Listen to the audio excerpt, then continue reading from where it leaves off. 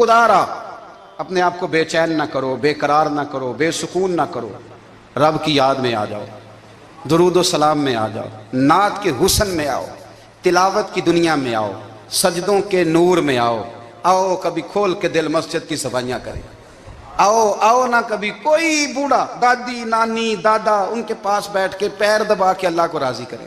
یہ کیف والی جگہ ہیں، یہ سرور والی جگہ۔ اتنی بے چین ہماری زندگی ہے، بے قرار ہے، تڑپتے ہوئے لوگ، لڑتے ہوئے لوگ، ایسے لگتا ہے ابھی ایک دوسرے کا گریبان تھام لیں گے، بے قرار بے چین۔ کسی کو انتظار کا کہا جانا کہ 10-20 منٹ کسی کا انتظار کرو، تو بعض لوگوں مجھے ایسے لگتا ہے جیسے ان کا کلیجہ پھٹ جائے گا، ڈاکٹر کے انتظار میں بیٹھے ہیں تو بڑے پریشان ہیں۔ کسی کو ملنے گئے ہیں کو آدھا گھنٹہ بیٹھنا پڑ گیا تو بڑی دقت میں ہیں۔ اپنے آپ کو سکون دیں۔ آپ یقین کریں بڑا مزہ آتا ہے، کبھی کسی کا انتظار کرنا پڑے تو 2-4 تسبیح درود شریف پڑھی جاتی ہے، یعنی ذوق بن جاتا ہے کہ چلو اللہ نے موقع دیا ہے، کوئی سرکار کو یاد کر لیں، تنہائی مل گئی۔ ہمارا مزاج جس سختی کا شکار ہے، وہ سختی آہستہ آہستہ ہمیں زیادہ آزمائش میں ڈال گئی۔ تو میرے بھائی زندگی میں اطمینان حسن ہے، اور وہ سب سے زیادہ اللہ کی یاد میں ملتا ہے، وہ سب سے زیادہ رب کریم کے ذکر میں۔ سب سے زیادہ جو چاہتا ہے نا دل ٹھنڈا رہے، زبان میٹھی رہے، وہ مدینے والے محبوب پہ درود و سلام پڑھا کرے، وہ حضور پہ درود و سلام پڑھا کرے، زبان میٹھی رہے گی۔ میرا ذاتی تجربہ ہے کہ جو آدمی اپنے اخلاق سنوارنا چاہے وہ حضور پہ درود شریف پڑھے، جو اپنے اخلاق سنوارنا چاہے، طبیعت کو ٹھنڈا رکھنا چاہے، وہ درود شریف پڑھے، اس کا دل سکون میں آئے گا۔ کچھ کام اور ہیں زندگی میں اطمینان کے لیے، ان کا ہونا بھی بڑا ضروری ہے۔ سب سے پہلے اگر آپ چاہتے ہیں نا زندگی میں سکون ہو تو حقیقتوں کا سامنا کرنا سیکھیں۔ آپ جو ہیں وہ رہنا سیکھیں، جو آپ نہیں ہیں وہ بننے کی کوشش نہ کریں۔ حقیقت کا سامنا کرو گے تو زندگی اطمینان میں آ جائے گی۔ ہم نے نا بہانے بنا لیے ہیں، ہیلے بنا لیے، جھوٹ کے سہارے اپنے آپ کو اونچا کر لیا۔ ایک آدمی سے کہا جاتا ہے تو رشوت نہ لے، تو کہتا ہے میں غریبوں سے نہیں لیتا۔ تو میرا سوال یہ ہے کہ امیروں کا حساب لینے کی اللہ نے تیری ڈیوٹی لگائی ہے، تیرے ذمہ لگایا ہے کہ تو امیروں کا حساب کر، تمہیں کیا ضرورت پڑی ہے؟ ہم نا بہانہ کرتے ہیں، رشوت لینے والے کا الگ بہانہ ہے اور سفارش والے کا الگ بہانہ ہے۔ حقیقت کا سامنا کریں، حقیقت کا۔ جو میرے ذمہ داریاں ہیں وہ میں نے پوری کرنی، جو آپ کی ذمہ داریاں ہیں وہ آپ جان نہ چھڑائیں، حقیقت پسند بنیں۔ میرے رسول کریم، پھر پڑھیے درود شریف صلی اللہ تعالی علیہ وسلم۔ حضور صلی اللہ علیہ وسلم نے فرمایا کہ میری بیٹی سیدہ فاطمہ الزہرا رضی اللہ تعالی عنہا صرف جنتی نہیں، جنتی عورتوں کی سردار ہے۔ لیکن حضور نے یہ بھی فرمایا کہ فاطمہ یہ خیال رکھنا اگر اللہ نے حساب پوچھا تو حساب تم نے خود دینا ہے۔ حقیقت کی طرف توجہ کرائی حضور نے، وہ صرف جنتی نہیں، جنتی عورتوں کی سردار ہیں، پر حقیقت کی جانب توجہ۔ میں حقیقت یہ ہے کہ اگر مالک نے حساب پوچھا تو اس کی تیاری بھی کرنی ہے۔ دیکھیں نا ہمیں کچھ یقین نہیں، اللہ معاف کرے کہ ہمارا حساب کیسا ہوگا، لیکن کتنے آزاد ہیں۔ یعنی بڑی دلیری سے بندے کہتے ہیں فجر نہیں پڑھتا جی، 3 پڑھتا ہوں جی، شاہ رہ جاتی ہے جی، کپڑے صاحب، بڑی دلیری سے۔ اور سیدہ فاطمہ الزہرا نے ساری رات مصلی باندھ رکھا ہے، حالانکہ انہیں یقین تھا کہ رب مجھے بغیر حساب کتاب جنت دے گا۔ حقیقت کا سامنا کریں، جو حقوق آپ کے ہیں وہ آپ نے ادا کرنے ہیں، جو ذمہ داریاں ہیں وہ ذمہ داریاں ہیں۔ دیکھیں نا حضرت موسیٰ کلیم اللہ علیہ السلام کے پاس اسرائیل روح نکالنے آئے تو حضرت موسیٰ نے تھپڑ مارا، آنکھ نکال دی، واپس گئے۔ اللہ انہوں نے تو جلال فرمایا ہے، کہا موسیٰ علیہ السلام سے کہیے بیل کی پشت پر ہاتھ رکھیں، جتنے بال ان کے دستے مبارک کے نیچے آئیں گے اتنے 1000 سال ان کی عمر بڑھا دی جائے گی۔ یعنی میرے کان میں کوئی بتا دے کہ جناب 60 سال بڑھ گئی، یا آپ کے کان میں کوئی کہہ دے تو خوشی ہوتی ہے کہ نہیں؟ لیکن یہ حقیقت پسندی نہیں، اس لیے کہ 60 بھی گزر جائیں گے، 70 بھی، یہ حقیقت نہیں۔ حضرت موسیٰ کلیم، چلے میں مثال دیتا ہوں، سمجھ لے 10 بال، حالانکہ بہت زیادہ آتے ہوں گے، 10 بال اگر حضرت موسیٰ کے ہاتھ کے نیچے آئے تو 10,000 سال تو عمر بڑھ گئی نا۔ 10 یعنی 10 سال نہیں، 10 100 نہیں، 10 بہت زیادہ تھی نا۔ حضرت موسیٰ کلیم اللہ علیہ السلام سے آ کے عرض کیا گیا حضور بیل کی پشت پر ہاتھ رکھیں، جتنے آپ کے ہاتھ کے نیچے بال آئیں گے اتنے 1000 سال عمر بڑھ جائے گی۔ تو حضرت موسیٰ نے حقیقت پسندی والی بات کی، فرمایا پھر کیا ہوگا؟ 10,000 سال کے بعد پھر کیا ہوگا؟ کہا حضور جانا تو پھر بھی ہے، فرمایا پھر ابھی چلتے ہیں۔ اگر جانا ہے نا، جانا ہے تو پھر اگر جانا ہے تو پھر ابھی، اور سجنوں اگر نماز پڑھنی ہے تو ابھی کیوں نہیں؟ اگر داڑھی رکھنی ہے تو پھر رمضان کا انتظار کیوں کریں؟ ابھی کیوں نہیں؟ اگر سچ بولنا ہے تو پھر، اگر رزق حلال کھانا ہے تو پھر انتظار کا ہے گا؟ حقیقت ہوتی ہے، بہانہ ہوتا ہے، حقیقت چھپ نہیں سکتی بناوٹ کے اصولوں سے، کیونکہ خوشبو آ نہیں سکتی کبھی کاغذ کے پھولوں سے، یہ بات یاد رکھیں۔ اگر جانا ہے تو حضرت کلیم فرمانے لگے پھر 10,000 سال کے بعد بھی جانا ہے، تو آج بھی ہمیں بے قراری زندگی میں اس لیے کہ ہم حقیقت پسند نہیں، ہم بہانوں میں، ہم ہواؤں میں جیتے ہیں، ہواؤں میں، خیالات میں زندگی گزارتے ہیں۔ بڑا ٹائم پڑا ہے، مثلاً کتنا میرے رسول کریم صلی اللہ تعالیٰ علیہ وآلہ وسلم نے ایک دن صحابہ سے فرمایا تمہیں حیا نہیں آتی؟ حضور کیا ہوا؟ فرمایا وہ والے مکان بناتے ہو جن میں تم رہ نہیں سکتے، وہ والا مال جمع کرتے ہو جو کھا نہیں سکتے، حیا نہیں آتی؟ عرض کی حضور حکم کریں، تو محبوب فرمانے لگے جوتے کا ایک تسمہ بند کرتا ہوں تو سوچتا ہوں دوسرا بند کرنے سے پہلے موت آ جائے گی، ایک سانس اندر جاتی ہے تو دوسرا آنے سے پہلے میں یاد کرتا ہوں کہ مجھے دنیا سے جانا ہے۔ تمہیں حیا نہیں آتی؟ وہ مکان بناتے ہو جن میں رہ ہی نہیں سکتے، وہ مال جمع کرتے ہو جو کھا، حقیقت پسند نہیں بھائی ہم۔ بہت سارے لوگ ہیں بڑی باتیں سناتے ہیں، بڑی، میں کہتا ہوں اصل میں نا زیادہ باتیں سنا کے نا بیچارہ اپنے آپ کو مطمئن کرنا چاہتا ہے، اصل بات یہ ہے کہ اندر سے نا ہلا ہوا ہے، کچھ بھی نہیں، بڑا زیادہ ہنستا ہے اور مجھے لگتا ہے کہ کوئی گہرا زخم چھپا رہا، اس لیے ملمہ سازی، حقیقت پسند بنو، حقیقت پسند۔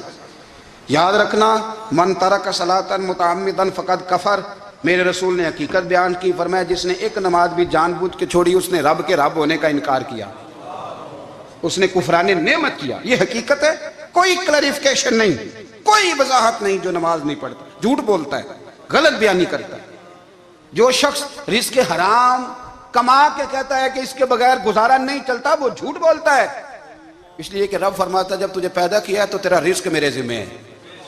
اللہ فرماتا ہے کہ لا یکلف اللہ نفسا الا وسعہا، میں کسی پر وہ بوجھ نہیں ڈالتا جو اٹھا نہ سکے۔ نماز فرض کیا اس کا مطلب ہے ہم پڑھنے کے قابل ہیں، اس نے ہمارے ذمہ داریاں لگائی ہیں تو مطلب یہ ہے کہ ہم ذمہ داریاں ادا کرنے کے قابل ہیں، ورنہ وہ کہتا ہے میں وہ بوجھ ڈالتا ہی نہیں جو تجھ سے اٹھایا نہ جائے۔ اگر چاہتے ہو کہ زندگی میں اطمینان ملے تو خدا را حقیقت پسند والی زندگی گزارو۔ یہ فضاؤں میں زندہ رہنا، ہواؤں میں، اللہ بڑا معاف کرنے والا ہے، اللہ بڑا کریم ہے معاف کر دے گا، تو بھئی یہ بات صحابہ کو بھی پتا تھی، یہ اہل بیت کو بھی خبر تھی، تو وہ تو ایک ایک بات کا لحاظ کرتے تھے۔ یہ غوث اعظم کو بھی پتا تھی، یہ ان کے والد کو بھی پتا تھی، جنہوں نے کسی کا ایک سیب کھا لیا تھا تو 12 سال اس کے گھر میں نوکری کرتے رہے، انہیں نہیں پتا تھا اللہ بڑا کریم ہے معاف کر دے گا، ایک سیب ہی ہے نا۔ تو حقیقت پسندی آپ کو سکون دے گی، اور اگر آپ نے اپنے آپ کو غیر مطمئن کیا ہوا ہے، بات کچھ اور ہے، اور آپ نے اپنے آپ کو ڈال کسی اور طرف لیا ہے، تو پھر آپ کو سکون مل سکتا؟ سکون حقیقت پسندی میں، اصل میں سکون ہوتا ہے، اداکاری میں سکون نہیں ہوتا۔ تیسری بات سنیں، اگر آپ چاہتے ہیں زندگی میں مطمئن رہیں تو دنیا داروں سے امیدیں توڑ دیں، اللہ اور اس کے رسول سے امید وابستہ کریں، اولیاء اللہ سے امیدیں وابستہ کریں، صحابہ اور اہل بیت سے امیدیں، اللہ اور اللہ والوں سے امیدیں، دنیا داروں سے امیدیں۔ آپ کو پتہ ہے دنیا دار کی تباہی کب ہوتی ہے؟ جب انہیں خوش آمدی مل جاتا ہے۔ چودھری کا بیڑا اس وقت غرق ہوتا ہے جب اسے چودھری کہنے والے زیادہ ہو جاتے ہیں۔ سیٹھ صاحب اور نواب صاحب بیچارے تباہ تب ہوتے ہیں بھولے پن میں، جب ان کے دائیں بائیں ریلا ہوتا ہے سیٹھ صاحب کہنے کا، لوگ انہیں کھانا چاہتے ہیں، پیار ان کا نہیں ہوتا، ان کی جیب کا ہوتا ہے، محبت ان سے نہیں ہوتی، ان کی کرسی سے ہوتی ہے، ضروریات کا پیار ہوتا ہے، تباہ کر دیا جاتا ہے۔ ہماری ساری توقعات دنیا داروں سے وابستہ ہو گئی ہیں، ناراض نہ ہونا، پیروں نے، مولویوں نے، درویشوں نے، انہوں نے بھی سیٹ رکھے ہوئے جلسوں کی صدارت کرانے کے لیے، یعنی مذہبی جلسہ ہے، اس میں بہت زبردست پڑھے لکھے صاحب تقوی عالم کا خطاب ہے، اور کی صدارت وہ بندہ کر رہا ہے جس نے عشاء کی نماز بھی نہیں پڑھی، وہ بندہ صدارت کر رہا ہے، کیوں؟ اس لیے کہ اس نے لاکھ روپیہ دیا محفل میں۔ خدا را دنیا داروں سے امیدیں چھوڑ دیں، ورنہ آپ کمزور پڑ جائیں گے، آپ کی امیدیں ٹوٹیں گی۔ کتنا کمزور ہے وہ شخص جو 2-4 ہزار کے لیے کسی بندے کی چاپلوسی کرتا ہے، اس کے پیچھے بھاگتا ہے، خوش آمدیں کرتا ہے، تھوڑے سے نوٹوں کے لیے، दुख सुख में काम आएगा इस काम के लिए। मेरे रसूल करीम अलैहिस्सलाम ने फरमाया, जिसने बंदों को राजी करते करते रब को नाराज कर दिया, उसकी दुनिया भी गई और आखिरत भी गई। और फरमाया, जिसने बंदों की परवाह नहीं की, अल्लाह को राजी किया, फरमाया अगर रब राजी हो गया तो लोगों के दिलों में भी मोहब्बत पैदा फरमा देगा। क्या ज़रूरत है खुशामद करना दुनियादारों की, सेठों की, नवाबों की, चापलू। और मैं आपको एक बात बताऊं, होता पता क्या है, ये जो हुब्बे जा और हुब्बे बा होती है ना, इससे पेट नहीं भरता। आपको अगर खुशामद करनी है तो फिर आपको सारी ज़िंदगी करनी है। फिर उनको भी पता होता है कि ताल्लुक़ किस बुनियाद पर है, इसमें कभी भी खुलूस पैदा नहीं होता। आप बेचैन रहते हैं, बेकरार रहते हैं, आपको तकलीफ़ रहती है हमेशा। कभी भी दुनियादारों से उम्मीदें वाबस्ता ना करें। एक बात सुने बड़ी शानदार, इमाम गज़ाली ने लिखी है। इमाम गज़ाली फरमाते हैं कि हारून रशीद ना हज करके वापस आया बगदाद में, तो कोने में हज़रत बहलोल दाना बैठे थे। रश बहुत था, मजमा बड़ा था। हज़रत बहलोल दाना भी सड़क के किनारे बैठे थे, तो सिपाही कहने लगे यहाँ से उठ जाओ। फरमाने लगे, हारून रशीद की ज़मीन नहीं, ज़मीन मेरे रब की है, मैं क्यों उठूँ।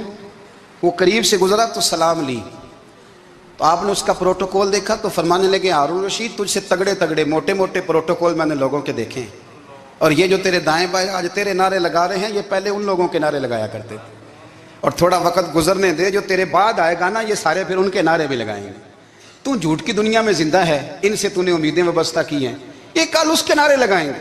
उसके दिल पे बड़ा असर हुआ, घोड़े से उतर आया, आगे कहने लगा, हुजूर आपने मुझे बड़ी अच्छी नसीहत की है, मेरा दिल बड़ा ठंडा हुआ है। मैंने सुना है आप मकरूज हैं, कुछ लोगों का कर्ज, तो मुझे कोई हुक्म ही कर दें। आप हंसने लगे, फरमाने लगे, यार तू तो बड़ा ही बेवकूफ़ है, बड़ा ही बेवकूफ़ है तू, मैं तुझे नसीहत कर रहा हूँ, तू मुझे उलझा रहा है। हुजूर कोई हुक्म कर दें। क्या खूबसूरत अंदाज है रब करीम के बंदों का। हज़रत बहलोल दाना फरमाने लगे, तेरा रब कौन है। कहा अल्लाह। तो फरमाया मेरा कौन है। कहा अल्लाह। फरमाने लगे, ये तो नहीं ना हो सकता कि अल्लाह हारून रशीद को देता रहे और बहलोल दाना को भूल ही जाए। ये तो नहीं ना हो सकता कि हारून रशीद को देता रहे और बहलोल दाना को भूल जाए। फरमाया उसका दिल, उसका इरादा हुआ, इरादा कुदरत हुआ कि बहलोल मकरूज रहना चाहिए। तो अगर रब मुझे रखना चाहता है, दुख कबूल मोहम्मद बख्शा राजी रहन प्यारे, अगर वो चाहता है मैं मकरूज रहूं, तो मैं भी चाहता हूं कि मैं मकरूज ही रहूं। ये तो नहीं ना हो सकता कि तुझे दे और मुझे ना दे।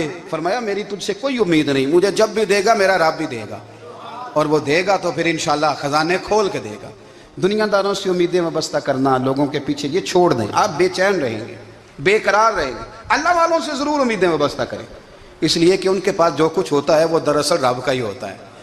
लेकिन सेठों से, नवाबों से, सियासतदानों से बाज आ जाए, हमारी बड़ी उम्मीदें वाबस्ता हैं। मैं अक्सर कहता हूँ, जितने फेरे नौकरी के लिए दुनियादार के दरवाजे पे लगाए हैं ना, इससे कम दफ़ा मस्जिद में नफल पड़े होते तो रब उतनी बड़ी मेहरबानी फरमा देता।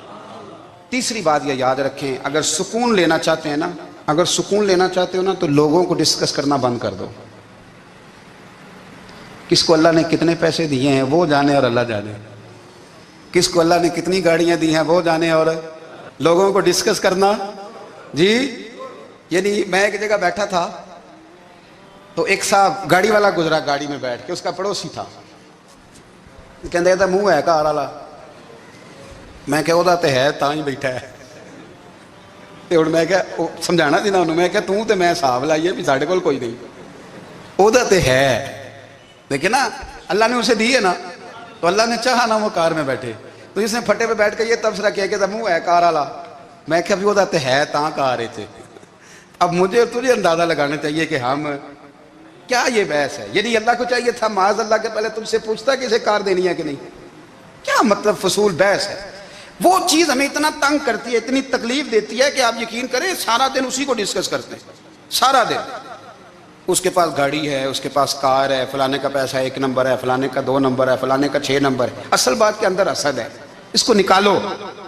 एक बात कहने लगा हूँ, इसे याद रखना। मेरे आला हज़रत रहमतुल्लाह अलैह फरमाया करते, हसद करने वाला बंदों पर एतराज़ नहीं करता, अल्लाह पर एतराज़ करता।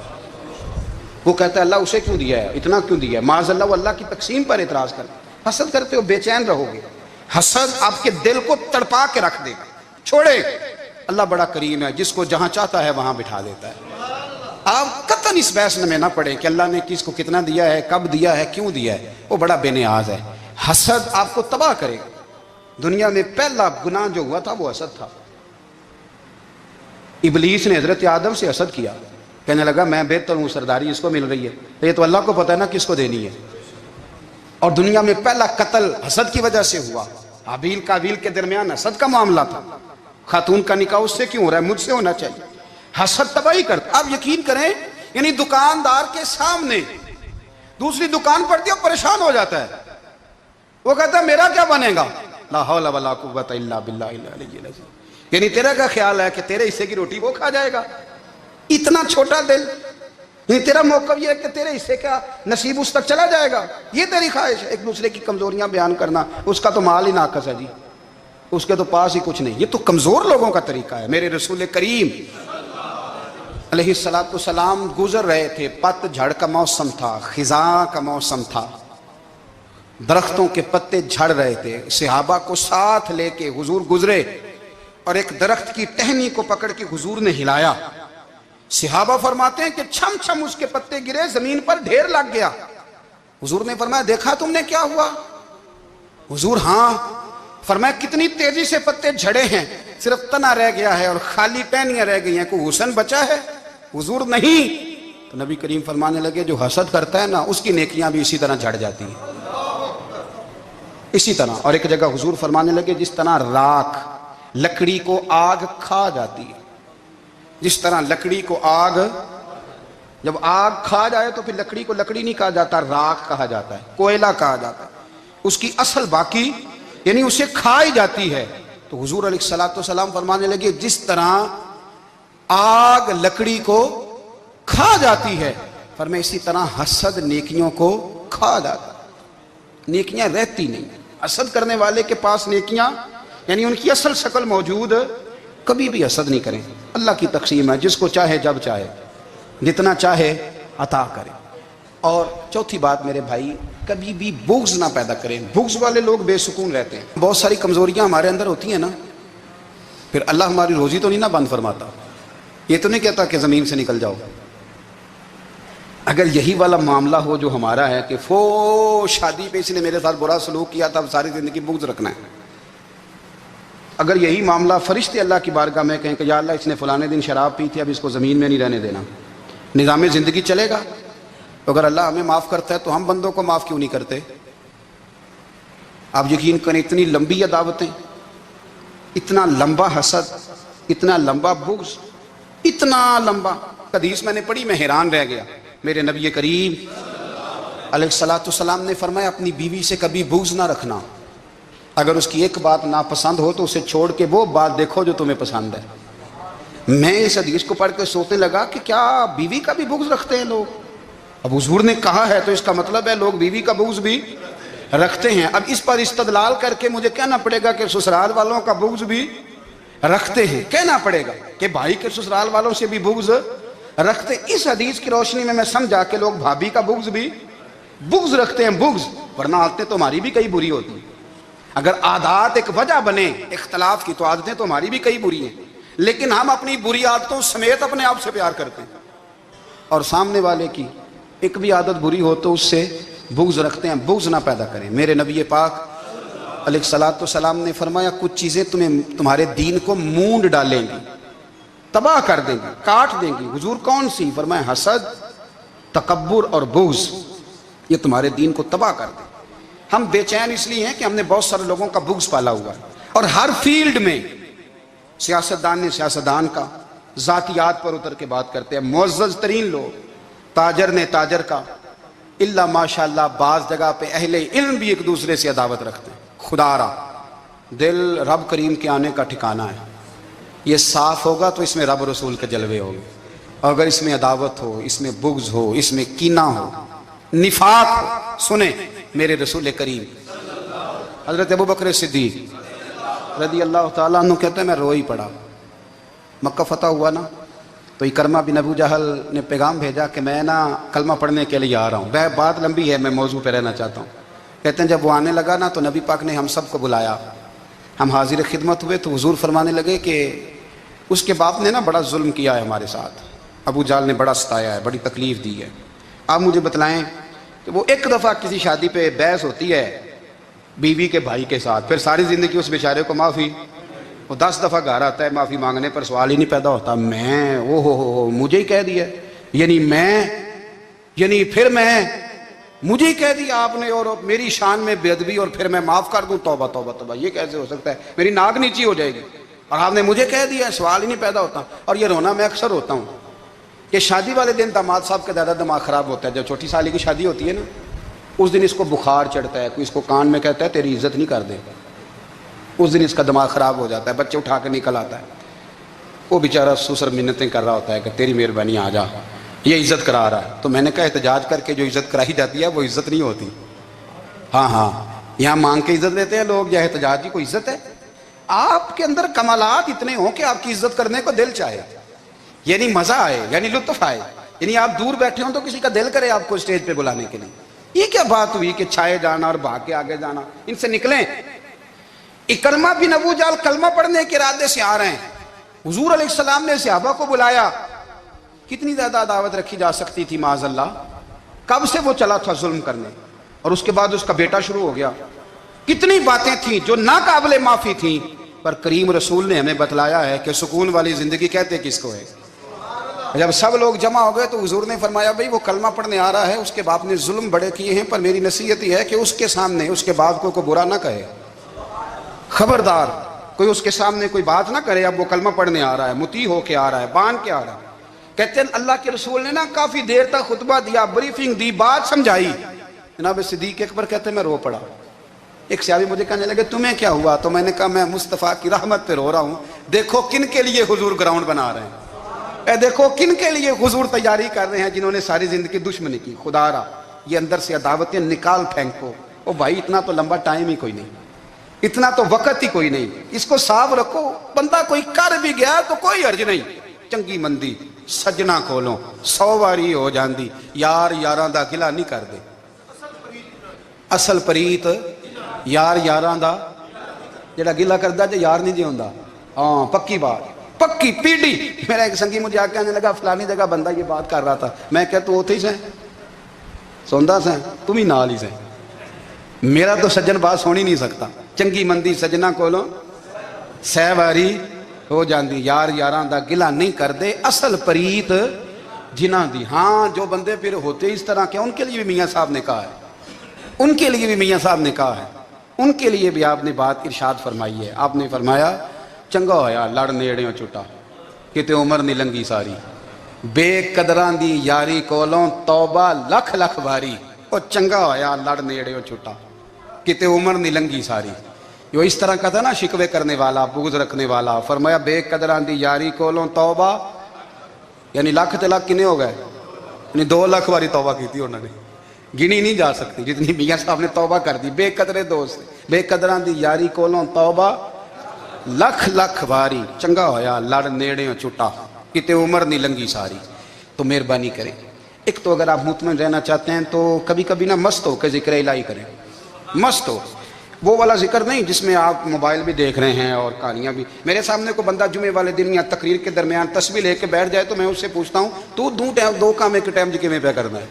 میری بھی بات سن رہے ہو, تسبیح پڑھی تو ممکن ہی نہیں.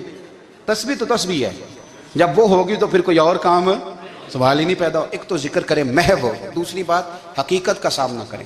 آپ اگر مطمئن رہنا چاہتے ہیں تو حقیقت پسند بنیں. تیسری بات حسد چھوڑ دیں, دوسروں کو ڈسکس کرنا چھوڑ دیں. آپ یہ دیکھیں کہ اللہ نے مجھے کیا کچھ دیا, اس پہ راضی رہیں.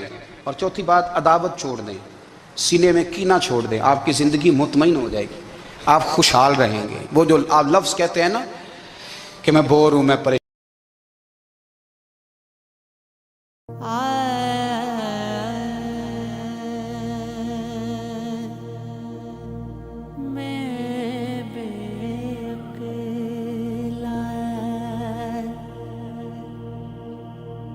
عقل نہ مینوں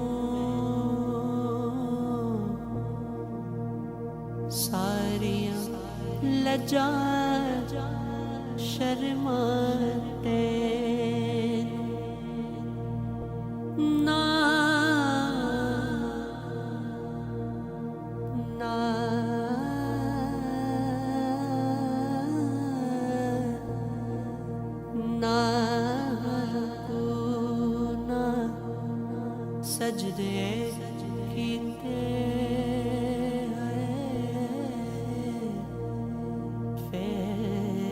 भी रब में आखा